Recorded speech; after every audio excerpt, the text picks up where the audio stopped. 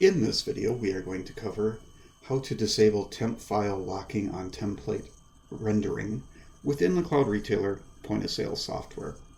Please note there are some potential issues with doing this, however it does correct a potential error.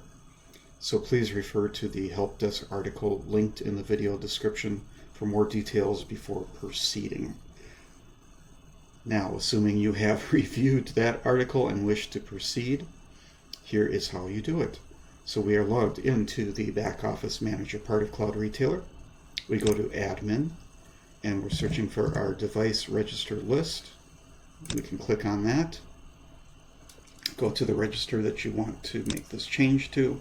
Click on the box and then click on Edit Select Registers.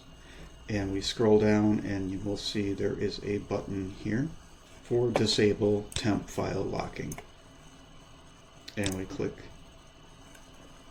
to enable that, and then you can click Save or Save and Close depending what you're doing. And then you will need to resync and restart the point of sale for this change to take effect. Again, please proceed with caution before doing this. And thanks for watching.